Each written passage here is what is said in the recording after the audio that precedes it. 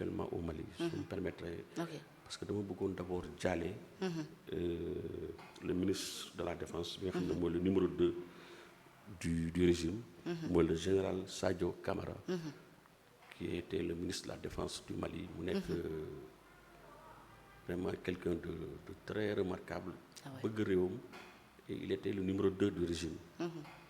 gars yi dañ ko boom il a été donc dañ ko boom ay kamikazes xam nga week-end bi passé ba tey gi sax donc il y a des rebelles qui sont venus donc attaquer donc la région de Gao. Gao, moi je le dis, je suis originaire de Gao. Ok. Oui, quand on dit Maïga, d'habitude ils sont d'origine de Gao. Gao c'est à plus de 1200 km de Bamako. Donc moi mon père donc il est de Gao. Donc voilà, donc j'ai des origines maliennes. Quand bien même fii laa juddoo Médina, ma maman est sénégalaise. Fii laa defee samay études lépp tout donc mais quand même je suis d'origine malienne. Et je suis fier de l'être aussi. Ah oui. te donc su amee tiis bu dal Mali daf may touché. Tout à fait. Parce que Gao qui est donc notre ville d'origine a fait l'objet d'attaques. Mopti aussi attaqué nañ ko. Sévaré attaqué nañ ko. Kidal attaqué nañ ko. Kati bi nga xam ne fa le président de la République logé état-major bi yëpp nekk fa. Donc ils ont été attaqués. mu nekk des attaques yoo xam ne concerté mooy ay rebelles djihadistes yi ñëw vraiment def benn attaque boo xam ne li fa dee ci ay doomu aadama kenn mënu ko vraiment c'est grave. Et actuellement la situation est tellement grave que y a même Modibo Koné bi nga xam ne c'est un général aussi le général Modibo Koné bon ñi ngi naan boom nañ ko ñi naan boomuñu ko on n'en sait rien. Mais c'était lui le responsable chargé des renseignements. xam nga pour te dire que ku yore renseignement réew moo yore lépp. Donc ministre de la Défense bi boom nañ ko. Général Modibo Koné bi nga xam ne moo yore renseignement yi kenn amatul ay nouvelles xamuñu si lu mu nekk. Même président Assimi Goïta bi nga xam ne mooy le président donc de la transition malienne moom it depuis un certain temps depuis ñetti fan a ngi nii xamuñu si lu mu nekk. rebelle yaa ngi biir Bamako xam nga école yi. tëj nañ y a pas d'électricité. dëkk bi fu mu nekk ni moom la question qu'on se pose même mooy est-ce que le Mali n'est pas tombé.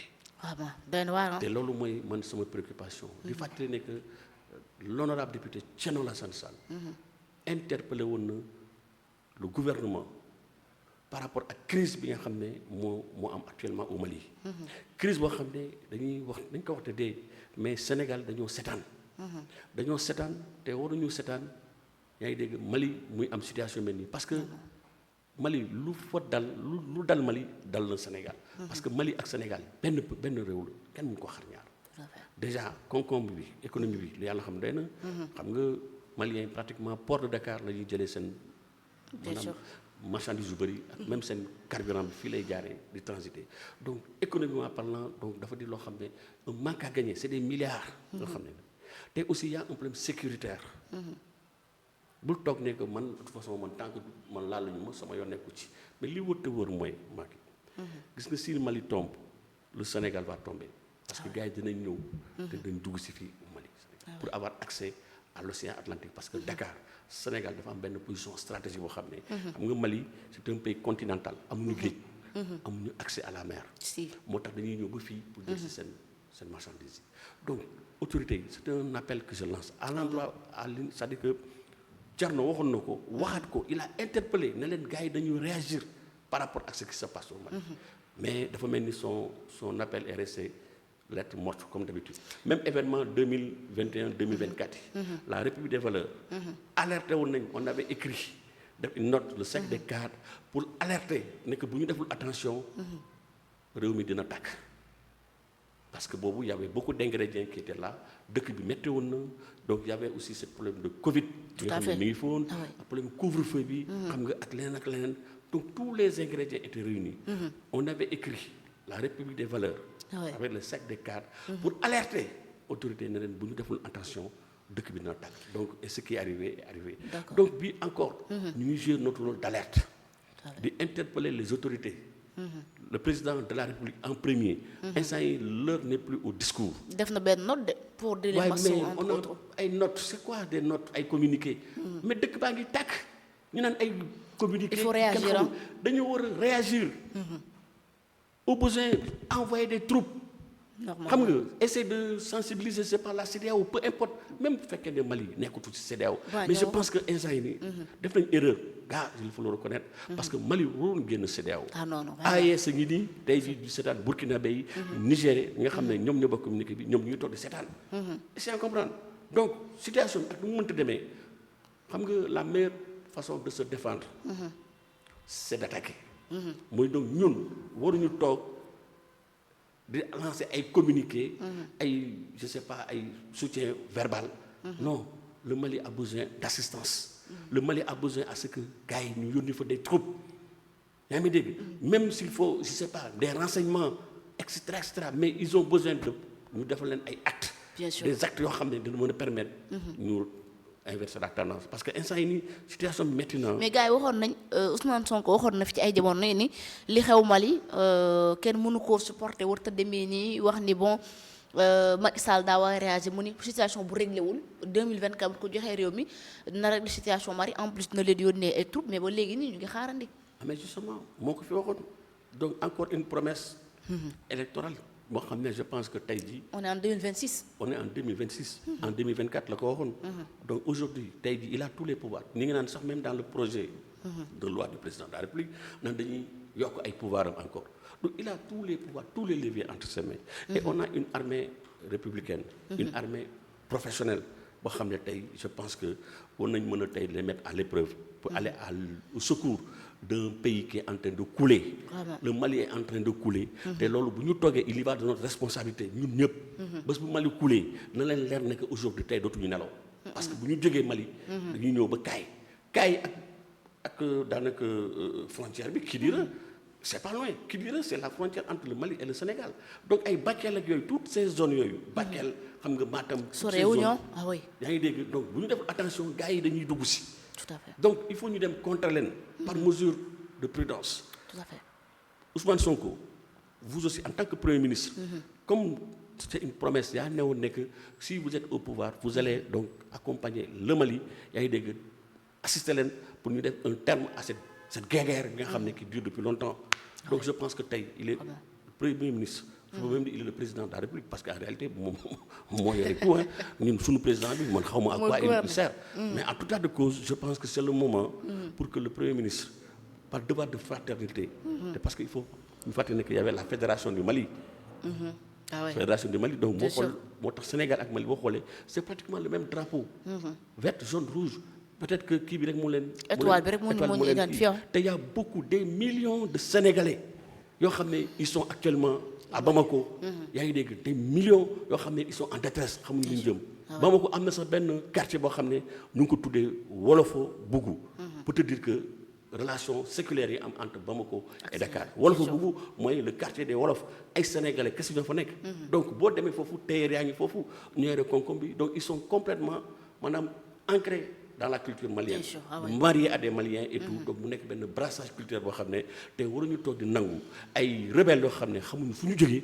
xamuñu kan moo leen financé ñu ñëw vraiment di envahir le Mali. ñu toog di ko seetaan. alors mais monsieur Maïga ba nga jeexal ci Mali aussi tamit jotoon ni tey maanaam pouvoir bi jël ko ci loxoy armée bi te jox ko au moins ñu fal un président ci wàllum démocratie parce que aussi ki Assimi Goïta bi muy ñëw ci kii la ko coup d'état la wax day toog 1 an.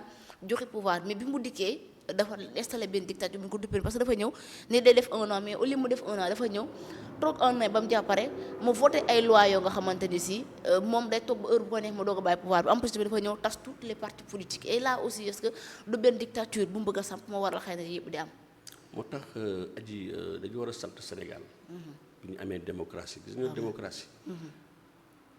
dafa di loo xam ne waruñu ko caaxaanee. non ñu ñaan yàlla mukk militaires yi di jël le pouvoir parce que ce qui se passe au Mali c'est ce qui se passe en Guinée aussi ah bien sûr. militaires yi ñooy ñëw sous couvert d'un coup d'état naan dañuy def benn transition. de 1 an 2 ans après organiser ay élections mais xam nga nguur dafa neex.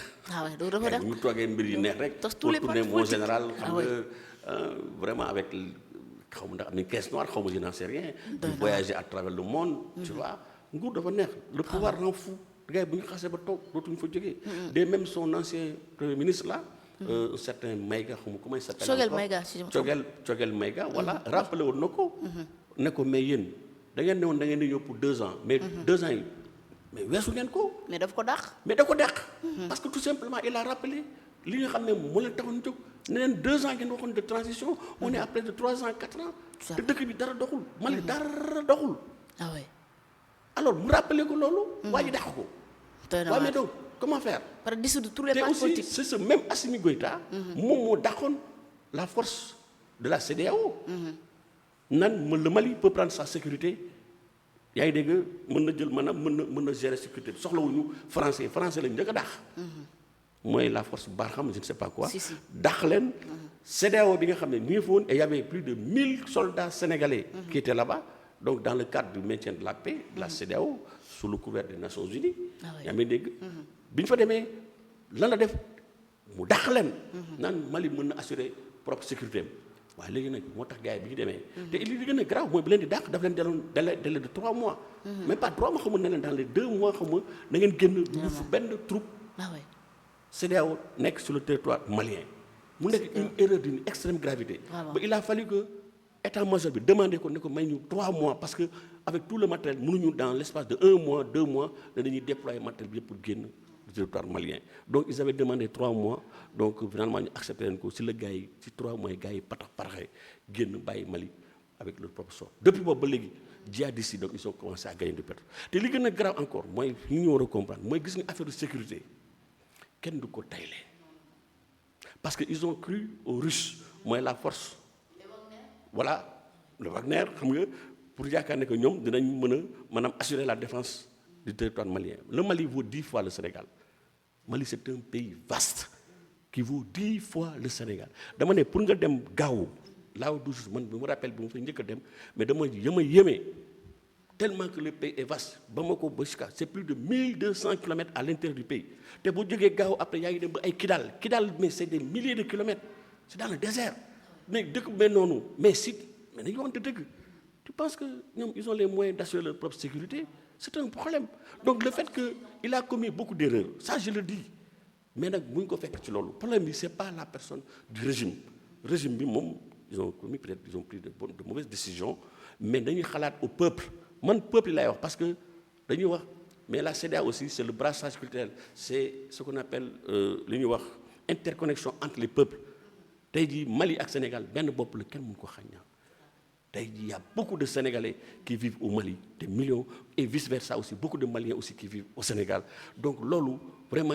il faut pas ñuy accepter que un régime militaire ou bien une personne par la faute du fait d'une personne ñu koy yàq donc loolu vraiment donc c'est l'appel que je vais à lancer le président Thierno Alassane Sall l'honorable député Thierno Alassane Sall du haut de l'Assemblée nationale alerté woon na pour ne leen nañu jóg ci kaw Mali boobu situation bi taragul woon mais là la situation devient explosive ba tey jii maa ngi am ay contacts dañu xale yi les écoles sont fermées gars yi y a pas d'électricité rebelles yi ñu ngi ci biir kër yi xam nga ils sont tapis xam nga ay poches fu nekk donc c'est devenu une sorte de guérilla boo xam ne dans les Bamako même ci boppam Bamako vous appelez la capitale actuellement Kidal moom pratiquement gars yi c'est fini hein je pense